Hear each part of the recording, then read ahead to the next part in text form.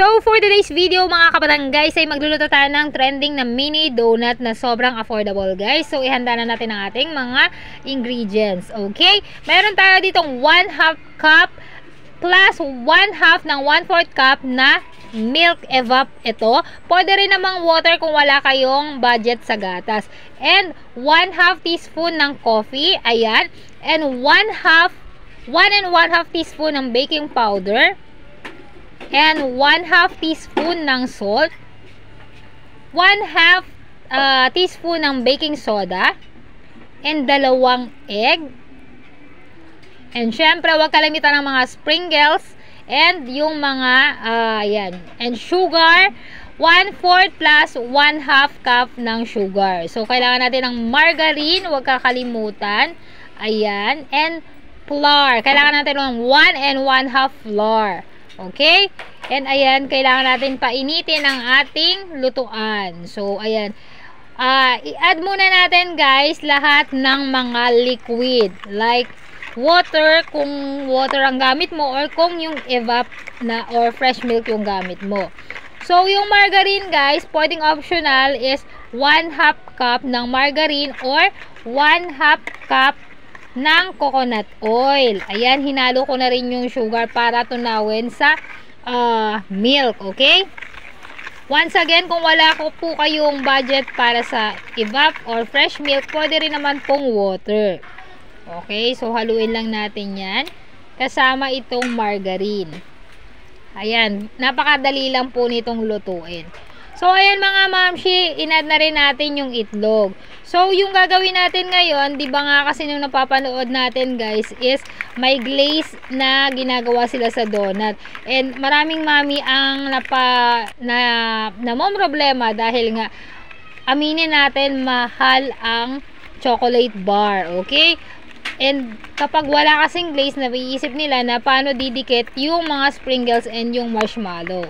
So, ganito na lang yung ginawa ko. Optional po ito ha. So, pwede itong pang-business, paninda sa school, sa harap ng school, at sa harap ng bahay nyo. So, ayan. Hinalo na rin natin yung 1 and 1/2 cup ng flour. Dahan-dahan lang po, wag nyong biglain. Okay? Ayan. So, gumamit nga tayo nito para mas mabilis. At tuwa naman ang aking bonsai at ang aking my son habang ginagawa ito. So, ayan, pinahira na natin ng oil. So, kung wala kayo ng brush, pwede ang ginamit ko is yung cotton. Okay? Ayan. Pahiran lang natin ng oil. So, ilalagay na nga natin to pa isa-isa. Medyo nahirapan kami dito dahil muntik nang bumigay yung anak ko. Muntik nang bumigay yung anak. Muntik nang bumigay yung donut butter. Ayan. Donut butter kung tawagin nila ito. Kasi nga, ayan, malapot pa. Okay? So, yung iba sabi donut better. Basta, yan yun. So, para lang tong hot cake. Tataw sa ano kasi. Hindi yun. Donut pala yan. Kaya. Di pa pa-card mo pa kasi yan dun. Sige, sprinkles mo. Susubukan. Yan muna. Yan muna. Ayan, uminit na po ang lutuan at medyo uminit na rin ang ulo ng nanay nyo. So, ang ginawa nga natin dito, dahil hindi ako gagawa ng glaze, ay ibinudbud ko na yung sprinkles. First time ko itong gagawin mga kabalanggay, mga anak, titingnan natin kung anong mangyayari kung isasabay natin tong si sprinkles sa pag-bake. May syrup ka, ina? May syrup ka? Alam ko ginagawa ko, ina, ha? May syrup ka? May chocolate syrup ka? Wala kang chocolate syrup, di ba? Kaya ginagawa ko nga lang paraan, di ba? Pang merienda lang naman, di ba?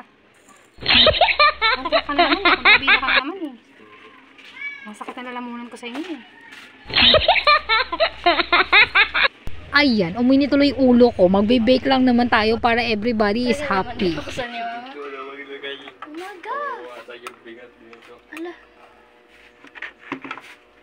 Oh my gosh. Oh my gosh, guys. Luto na siya. Tinatagal pa. Kalat naman to. Magreklamo ka sa akin. Ikaw mag-ano nito, hirap pa yan. Yan, successful. Ang daming pinagdaanan ng aming pagluluto. Anya na nag-away na kaming magnanay. So, titikman na namin itong aming mini donut version. So, para hindi na tayo, kasi nag-iisip akong gawing negosyo to. So, para hindi na tayo, actually, kulang talaga yung ingredients namin. Wala kaming chocolate butter na tutunawin para sa filling. Kaya, trinay ko, pinag-aralan ko kung paano ko pa rin ma-apply yung, anong tawag nito? Sprinkles. Longkol. Baka naman. What? Ito masarap po. Masasin nyo guys kung gusto nyo mas matamis. Pero tama lang yung timpla niya. Oh my gosh. This is the Kung size. ito ito. Oh my god. Pwede na ito, ano? Pambenta. Ang sarap. Maging katulad niya na yung ano. Ang paborito kong tinapay. Ito yung maliit, di ba? Parang araw. Oo, yung parang araw, yung maliit. Yung parang araw. Yung paborito ko. Mamon? Parang siyang mamon. Ang sarap, perfect naman. Oh my god. Ganda ng pagkakaano. Ayaw. Amit na. Ang sarap. Ano na? Ang sarap na. Makaton. Parang siya yung paborito kong gatas ma. Ay, paborito kong tinapay. Donut yung kinain. Naglasan tinapay. Ay, ano, gatas. Ang sarap.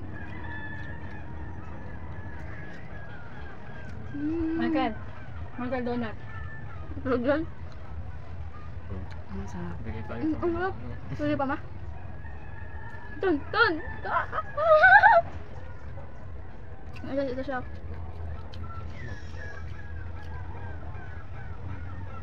Parang na-overcook pa nga yung sa likod. Oh. Hindi natin lang. Ang parang nagkaroon ng cotton candy oh. Tignan mo guys, tignan nyo guys. Ma, bakit na ka? Ang sarap na, pero siya yung paborito kong ano ma. Ang paborito kong tinapay. Ay mo, di ba ma? Ang balakalaw. Sarap. Sarap. Parang itong pambenta sa school. Kaya mo? Sarap. So guys, may napanood nga akong video na ito daw marshmallow ay pwedeng gawing glaze. Tutunawin lang natin. Titingnan natin kung totoo nga ba. Let's try. Isip ko nga, ano bang? So ayan, pinapainit ko na. Sinalang ko lang mabuti. Okay, ayan. Pero parang medyo nasunog-sunog.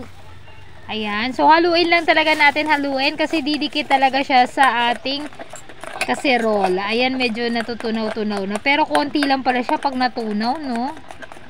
Ayan, feeling ko hindi enough. Hindi pa rin enough. So, dahil nga tingin ko medyo dumidikit at nasunog na at parang pawala na siya, kaya dinagdagan ko siya ng evap milk. So, titingnan natin guys ha. Parang lahat naglaho. Kaya ayan, binuhusan ko naman ng margarine. Kung ano-ano na lang talaga. Marami ka talagang madidiscover sa iyong pagluluto. Ayan, natunaw na. Natin kung anong mangyayari. Magagamit kaya natin tong glaze.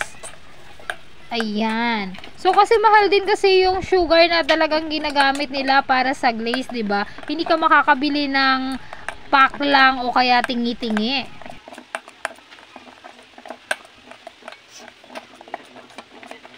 Ito na yan, Ton. Open mo yan. So, ayan, tapos na. And let's try kung ano yung kalalabasan nito. So, for me, guys, ayan, naglagay na ako ng toppings, guys, sa donut na. So, for me, guys, kung gipit kayo sa budget nyo at namomroblema kayo paano gagawa ng glaze or wala kayong budget for glaze, pwede naman yung kagaya ng ginawa ko is yung sprinkle, isinabay ko na sa pagluluto ko. Okay? So, yung costing nito guys ay gagawin ko at ilalagay ko sa description link. Paki-check na lang pati yung ingredients niya. Okay? Pwede na to mag-start ka ng business mo sa mga school. Ma-appreciate na to ng mga kids. Lalo-lalo na napaka-colorful naman ng niluto natin.